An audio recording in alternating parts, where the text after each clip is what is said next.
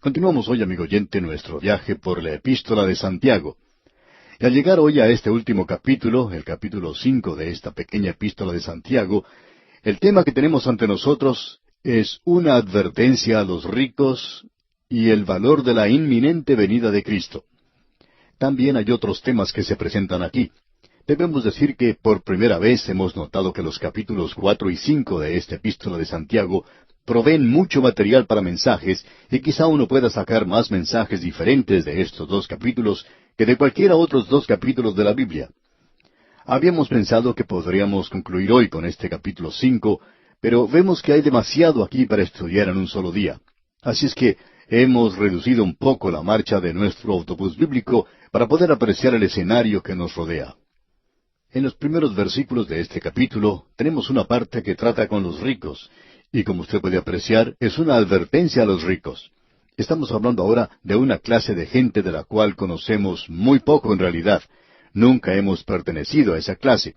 Pero quizá el lenguaje más duro que uno pueda encontrar en la Biblia se encuentra en estos primeros versículos del capítulo 5 de la Epístola de Santiago. En realidad, los primeros 6 versículos del capítulo 5 son probablemente tan radicales en lo que se dice en cuanto a los ricos como lo que uno puede encontrar en cualquier literatura comunista. Debemos apresurarnos a decir que las conclusiones a las cuales se arriba son completamente diferentes de lo que uno encontraría en algo radical. Pero esto aquí es muy radical. Y es radical en un sentido muy cristiano, digamos. Quisiéramos leer los primeros 6 versículos y tenerlos ante nosotros porque, como ya dijimos, esto es radical. Y estamos seguros que muchos ni siquiera han soñado que un hombre como Santiago, tan práctico, hubiera escrito algo así. Pero esto también es muy práctico, digamos de paso. Vamos a comenzar, pues, con los versículos 1 al 6 del capítulo 5. En esta porción de las Escrituras, Santiago presenta una alerta para los ricos, y los ricos no escuchan el Evangelio, digamos de paso. Pero hay algunos pocos ricos, y pocos de ellos poderosos, dice Pablo, en su día. Leamos pues los primeros 6 versículos de este capítulo 5 de la Epístola de Santiago. Vamos ahora, ricos, llorad y aullad por las miserias que os vendrán. Vuestras riquezas están podridas, y vuestras ropas están comidas de polilla. Vuestro oro y plata están enmohecidos, y su moho testificará contra vosotros, y devorará del todo vuestras carnes como fuego. Habéis acumulado tesoros para los días postreros. He aquí, clama el jornal de los obreros que han cosechado vuestras tierras, el cual por engaño no les ha sido pagado por vosotros. Y los clamores de los que habían cegado han entrado en los oídos del Señor de los ejércitos. Habéis vivido en deleites sobre la tierra, y sido disolutos. Habéis engordado vuestros corazones como en día de matanza. Habéis condenado y dado muerte al justo, y él no os hace resistencia. Por cierto que tenemos aquí una declaración muy sobresaliente en cuanto a los ricos, y en realidad no tiene mucho que ver con el hacer dinero que no sea condenado. Usted recuerda que la Escritura presenta muy claramente que es el amor al dinero lo que constituye la raíz de todos los males. El dinero en sí mismo no es algo inmoral, tampoco es algo moral, pero es la forma en que la persona trata de utilizar el dinero lo que determina si es moral o inmoral. El hombre rico puede utilizar su dinero de una forma maravillosa, de modo que estudiemos esto porque este es un pasaje de las Escrituras que opinamos nosotros se ha malentendido en gran manera. Mucho de lo que dice aquí Santiago es malentendido, y aquí él dice que ellos deben llorar y aullar. Y esa palabra aullar es algo bastante fuerte. Luego él dice, por las miserias que vendrán. Tenemos una forma de expresión bastante dura aquí ante nosotros. Y Santiago continúa diciendo, vuestras riquezas están podridas y vuestras ropas están comidas de polilla. Aquí tenemos una declaración muy radical, por cierto. Es una declaración muy dura contra los ricos. Tenemos aquí una condenación muy clara de los ricos, no del dinero y tampoco del obtener dinero de una manera legítima, tampoco el utilizarlo de una manera honrada, sino que se habla de obtenerlo en manera ilegal, ilegítima, de obtenerlo aplastando a los pobres o acumulándolo por medios deshonestos y simplemente aferrarse a él. Usted y yo, amigo oyente, estamos viviendo en un día cuando necesitamos darnos cuenta de que los ricos están controlando al mundo. No creemos que haya ninguna duda en cuanto a esto. Es la creencia de algunos y de algunos hombres que ocupan posiciones de importancia de que un grupo de ricos controla este mundo. Lo más sorprendente de todo hoy es que, de manera especial, los ricos dicen que uno debería tener una legislación social, que uno debería cuidar de los pobres y cosas por el estilo. Eso es algo que está muy bien, pero ¿por qué es que son nada más que los ricos quienes se encuentran en la política y que piensan de manera revolucionaria, que son liberales? Amigo oyente, vamos a hablar aquí bastante directa y duramente, pero el Señor Jesucristo es quien da una ilustración en cuanto a esto. Él habló en cuanto al hombre rico y al hombre pobre, y que el pobre solamente comía las migajas que caían de la mesa del rico. Lo interesante hoy es que tenemos a los ricos que ocupan muchos cargos en el gobierno. Y hoy es prácticamente imposible que un hombre pobre llegue a ser elegido presidente de su país. Él tiene que tener el apoyo de millones de pesos, y no importa a cuál partido político este hombre pertenezca. Es necesario gastar millones de pesos para poder ocupar un cargo presidencial en el presente. Podríamos mencionar aquí a dos hombres que se destacaron en el pasado por la cantidad de dinero que lograron acumular. Estos hombres eran millonarios, y sin embargo, eran muy infelices. Estamos seguros que usted ha escuchado sus nombres, y uno de ellos era Paul Getty, de quien se decía que era el hombre más rico de todo el mundo.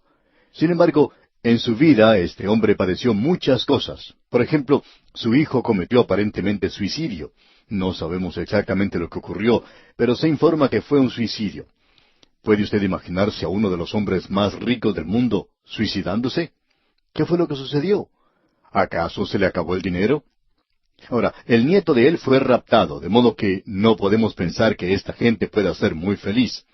Por supuesto, el otro hombre que tenemos en mente es Howard Hughes. Usted habrá leído en cuanto a la forma en que este hombre murió. Él viajaba de lugar a lugar, siempre tratando de esconderse de los demás, y por supuesto viviendo una clase de vida muy infeliz. Y luego él falleció encontrándose en una condición extrema completamente.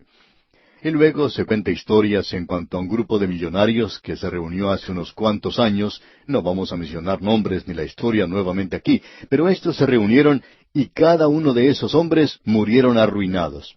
Varios de ellos se suicidaron. Estamos viviendo en días cuando el dinero ha llegado a ser nuestro Dios. Hace varios años atrás, una revista informativa publicó varias páginas hablando de que todo el mundo estaba hambriento de dinero. ¿Y qué cuadro el que se presentaba allí? Permítanos presentar a continuación una cita de lo que escribió un escritor canadiense, y al leer lo que él dice, uno pensaría que este hombre hubiera estado leyendo este libro de Santiago, o que Santiago mismo hubiera escrito esto, no en los años pasados, sino probablemente en este mismo año, ya que está muy al día en cuanto a los ricos se refiere. Este hombre habla, o mejor escribe, en cuanto a la gente de dinero, y permítame que citemos algo que opinamos es muy pertinente. Escuche usted. ¿Quién es el líder? ¿A dónde vamos y por qué?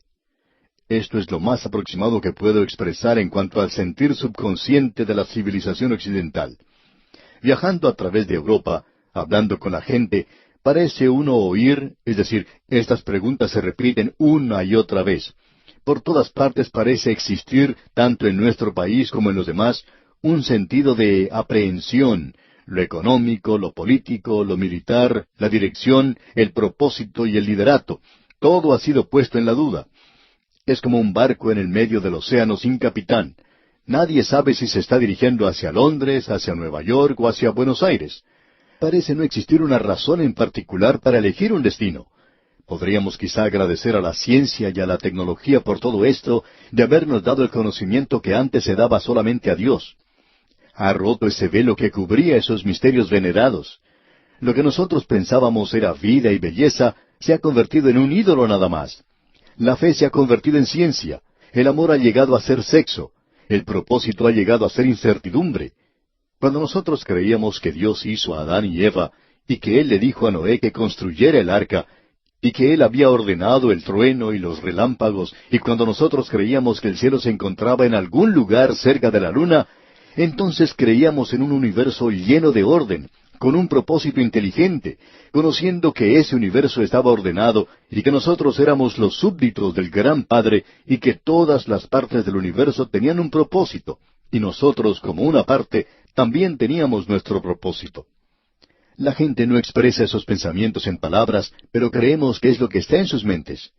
Creemos que los disturbios de los estudiantes y de aquellos contra los cuales se ha discriminado no son motivados por justicias divinas, sino por el descontento que se levanta de las ruinas de una fe destruida y de ideales caídos. Le podríamos dar a ellos todo lo que quisieran y aún así ellos pensarían que quieren más. Y cuando nosotros pensamos que les hemos dado todo, van a terminar desilusionados completamente. Debe haber autoridad, debe haber orden. Puede ser que el mundo se esté dirigiendo a una era de dictadores, de grandes líderes que pueden presentar una imagen paterna, para que la población pueda asirse de algo a lo cual puedan acreditarle sabiduría y fortaleza. Existe una clase de gente en todas las clases que hasta el presente merecían nuestra compasión. Estos eran los negociantes, aquellas personas que hacen dinero con el único propósito de hacer dinero. Yo pensaba de ellos, continúa este escritor, como pobre gente, porque el amasar millones nos parecía tan inteligente como el amontonar grandes montañas de piedras, porque más allá de cierta cantidad de dinero, por cierto que los millones adicionales deberían ser tal cual las rocas, ya no sirven para nada. Pero existe un elemento que no había previsto. El elemento es la ganancia. No importa cuánto avance la ciencia, no puede cambiar las leyes naturales.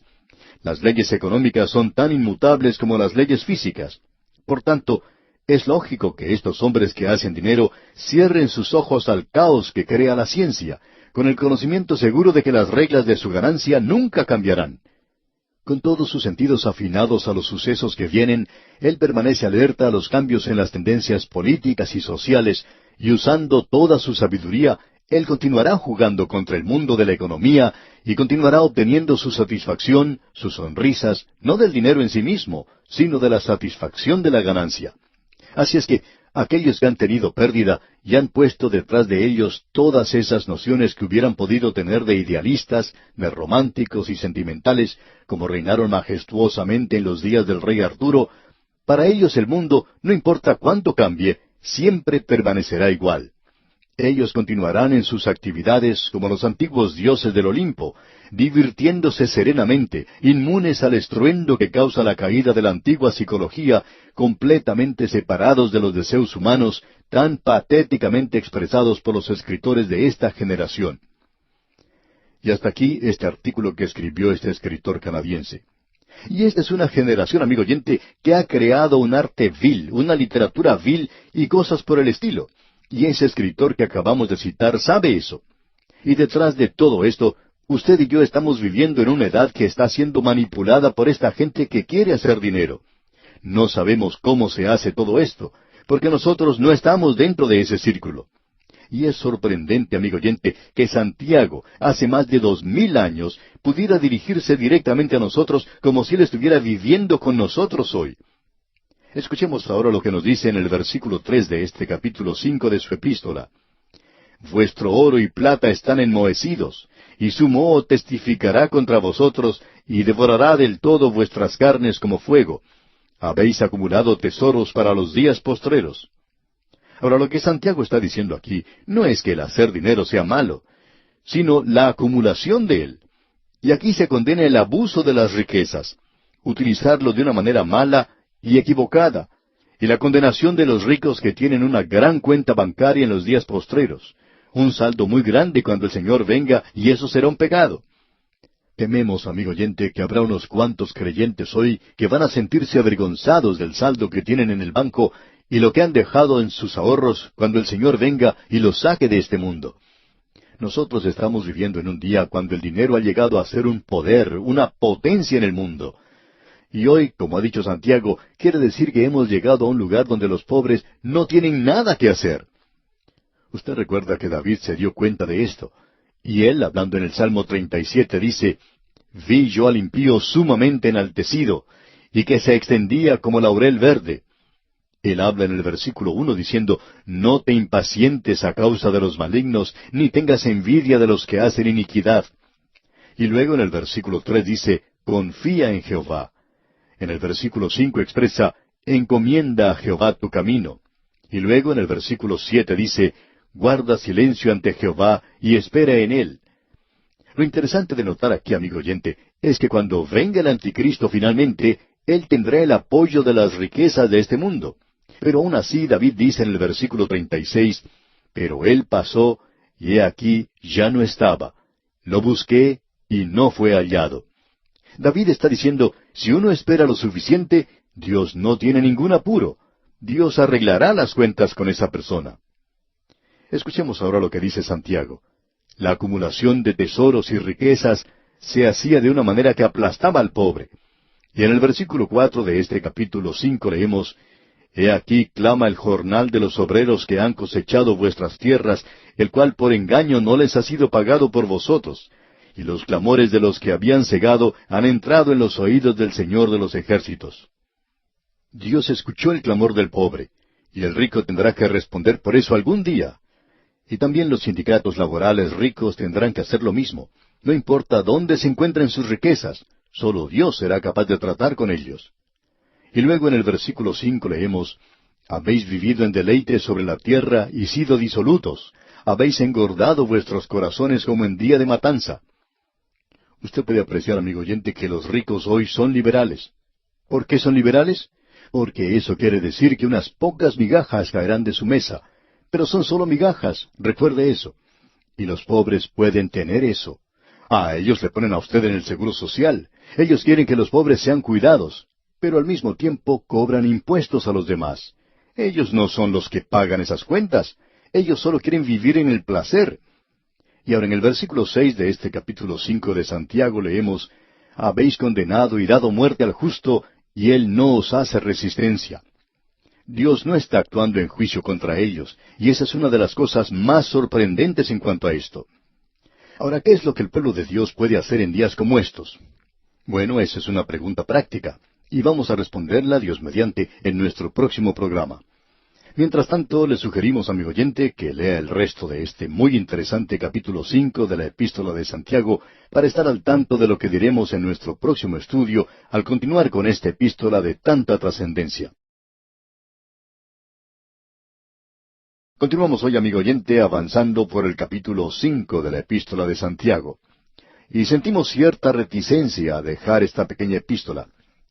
En nuestra oportunidad anterior consideramos el comienzo del capítulo 5 y observamos lo que llamamos el hostigamiento de los ricos y la inminente venida de Cristo. Pero este capítulo tiene mucho más que eso. Hay dos cosas en cuanto a los ricos que Dios condena. Él no condena las riquezas como tales, pero si ellos están acumulando sus riquezas pisoteando a los demás, entonces Dios juzgará eso. Aquí podemos apreciar unas palabras de advertencia para los ricos, para las grandes corporaciones industriales y financieras, para los grandes sindicatos laborales y también para las grandes organizaciones de la Iglesia. Y eso no solo en la forma en que logran sus riquezas, sino también por la forma en que son utilizadas. En el versículo 5 de este capítulo 5 dice Santiago, Habéis vivido en deleite sobre la tierra y sido disolutos. Habéis engordado vuestros corazones como en día de matanza. Podemos decir hoy que el problema racial no es uno de los grandes problemas del mundo. No creemos que eso sea así. El color de la piel del hombre y de su raza no es lo que separa o divide a la familia humana. Todos nosotros somos miembros de la familia humana, y es una familia muy mala, por cierto, ya que tiene que soportarnos a todos, sin importar lo que somos en el pecado, ya que hemos sido concebidos en pecado. El pecado está en nuestros corazones, es parte de toda nuestra naturaleza, y eso no tiene nada que ver con las razas.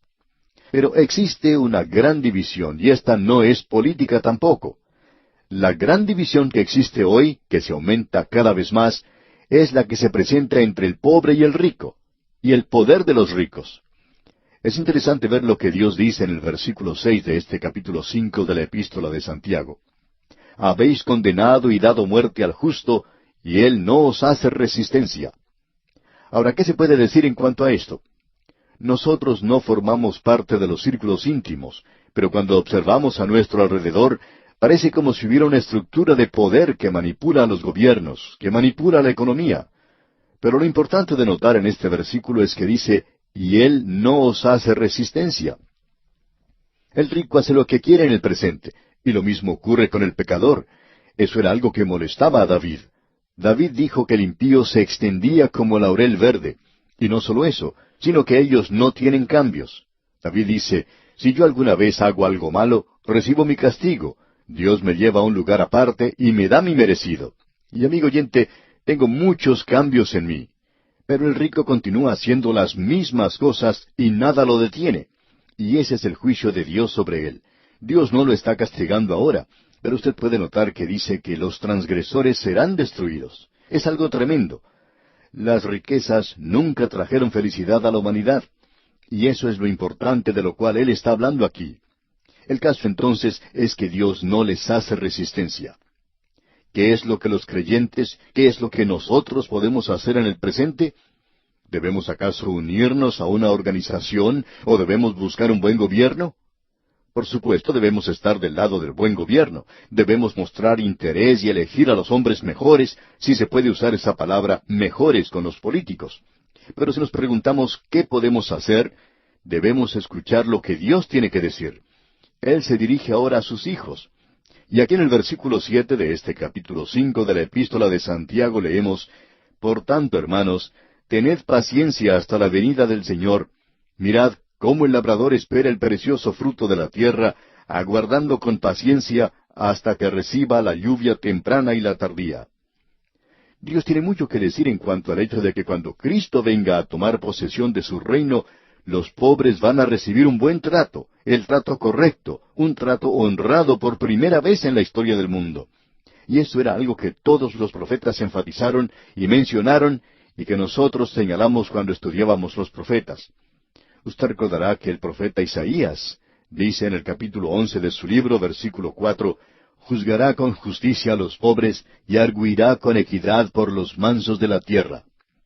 Amigo oyente, los pobres no han recibido buen trato todavía. Si usted piensa que la solución está en cambiar de un partido político a otro, pues se va a desilusionar.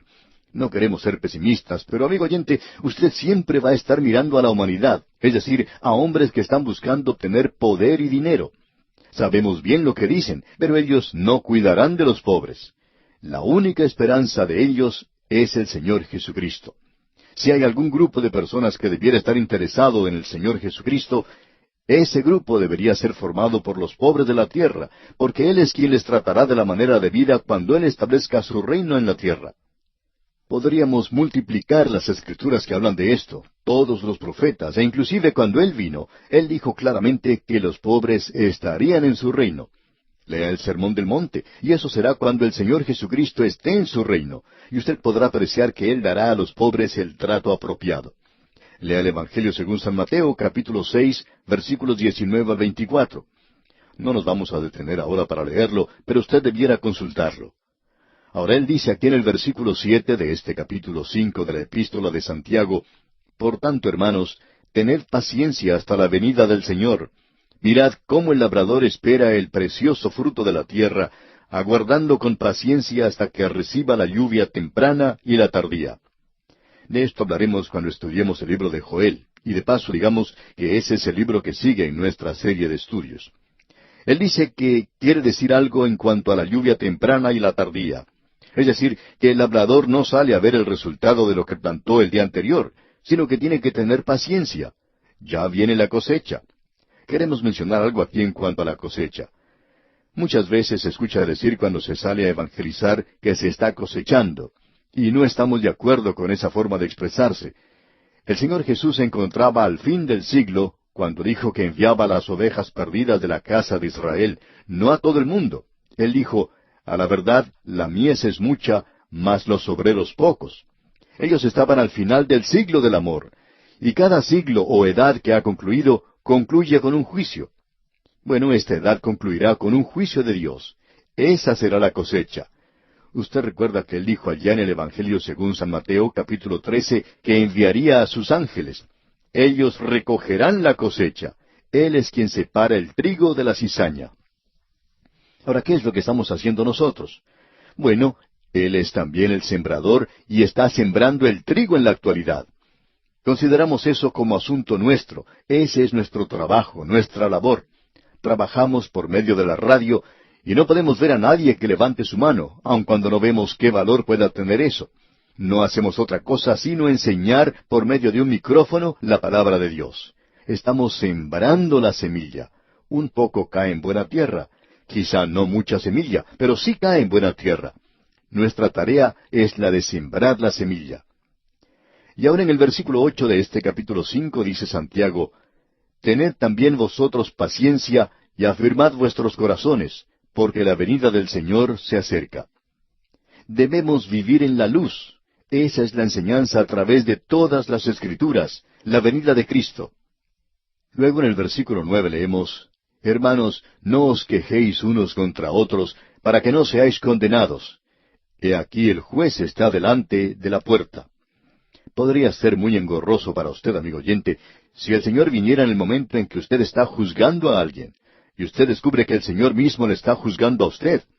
Lo que Él está diciendo aquí es que uno tiene que tener toda su casa en orden, tiene que tener todos sus asuntos arreglados antes de que Él venga, porque Él lo hará si usted no lo hace.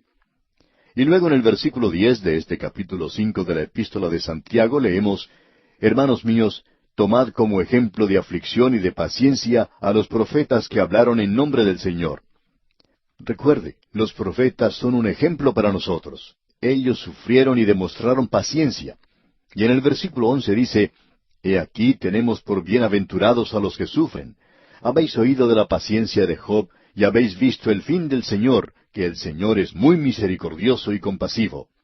Dice aquí, «He aquí tenemos por bienaventurados a los que sufren. Habéis oído de la paciencia de Job». Eso es todo lo que conocemos en cuanto a Job, su paciencia. Hemos oído de eso.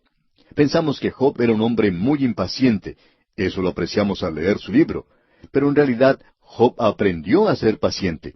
Él era un hombre impaciente, pero aprendió la paciencia. Y aquí dice, «Habéis oído de la paciencia de Job, y habéis visto el fin del Señor, que el Señor es muy misericordioso y compasivo». Usted tiene que leer hasta el fin de las pruebas de este hombre para ver que él aprendió una gran lección.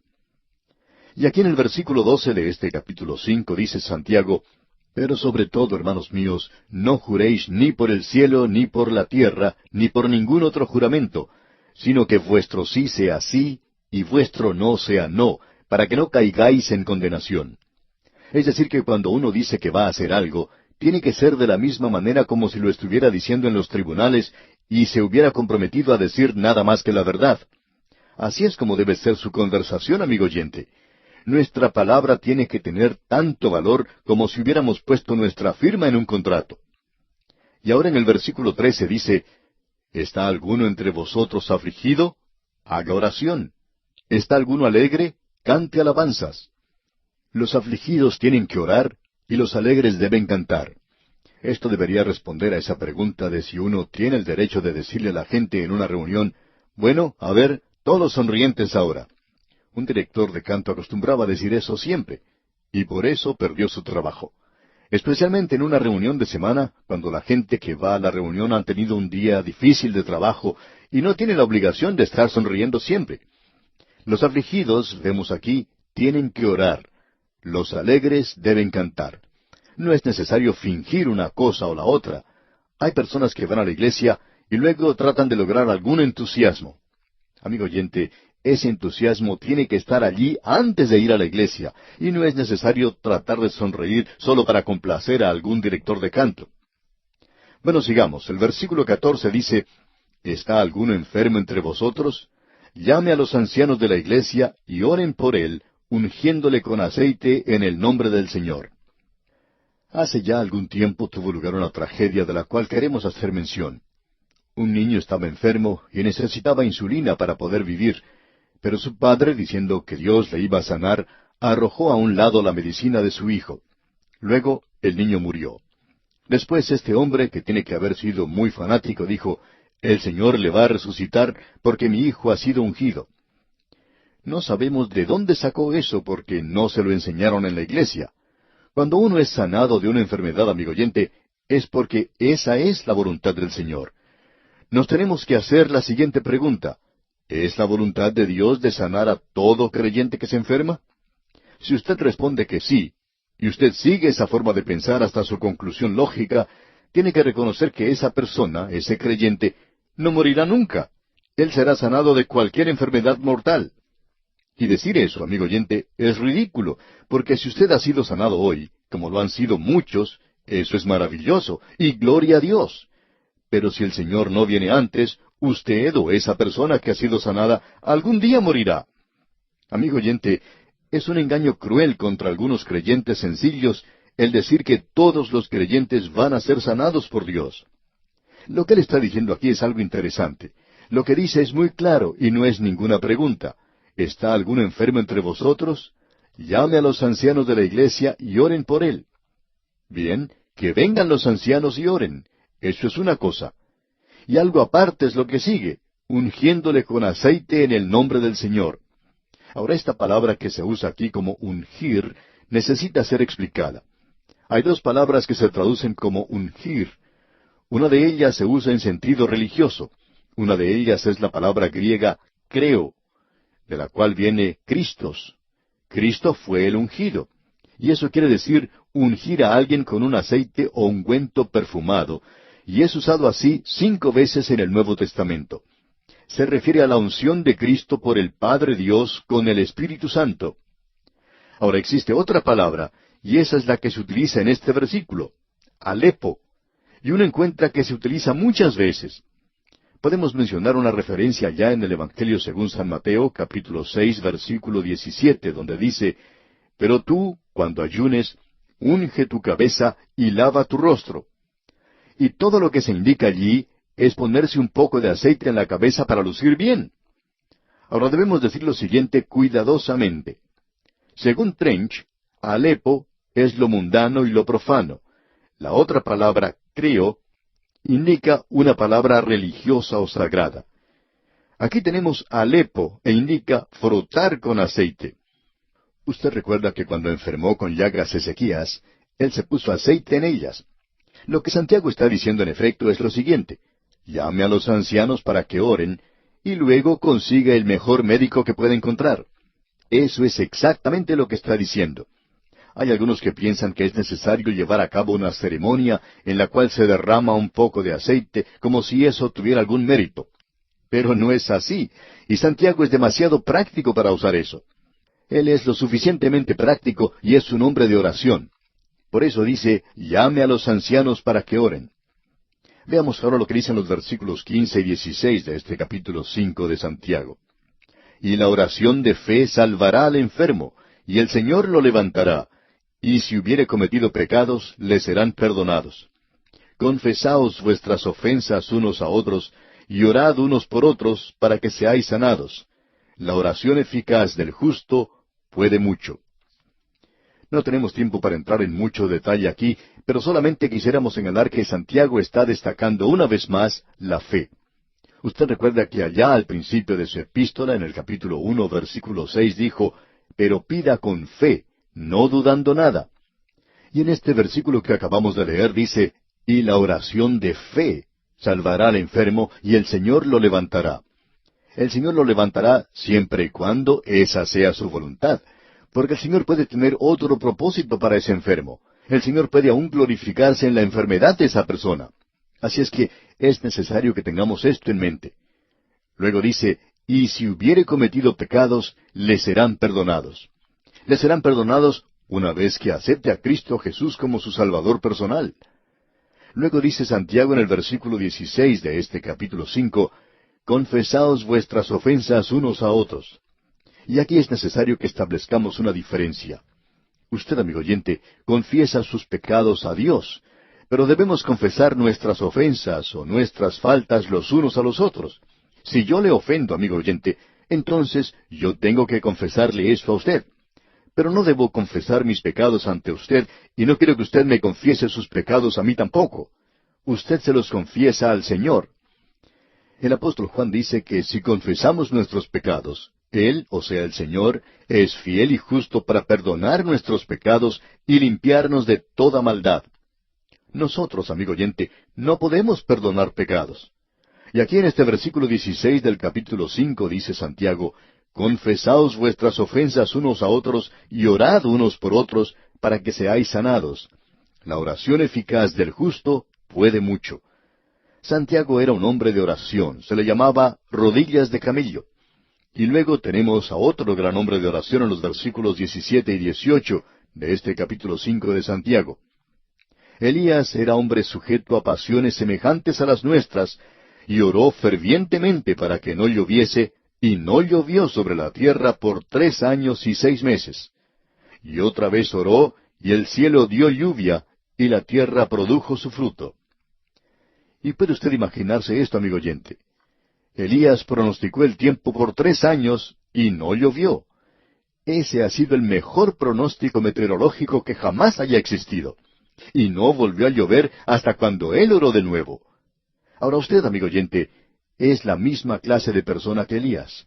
Él no era un superhombre, sino sujeto a pasiones semejantes a las nuestras, como dice aquí Santiago.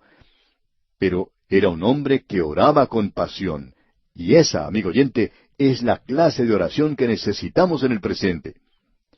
Ahora, los 2 últimos versículos de la epístola y de este capítulo 5, los versículos 19 y 20 dicen: Hermanos, si alguno de entre vosotros se ha extraviado de la verdad, y alguno le hace volver, sepa que el que haga volver al pecador del error de su camino, salvará de muerte un alma, y cubrirá multitud de pecados. Ahora es necesario aclarar que Santiago no está diciendo que aquel que lleva a una persona a Cristo va a recibir el perdón de sus pecados, sino que aquel que va a Cristo es quien recibe el perdón de sus pecados. Porque se supone que la persona que lleva a otra persona a Cristo ya ha recibido el perdón de sus pecados cuando él mismo aceptó a Cristo como su Salvador personal. Bien, amigo oyente, con esto finalizamos nuestro estudio de la Epístola de Santiago. Y es nuestra esperanza que este estudio le haya acercado más a Dios, fuente de toda santidad.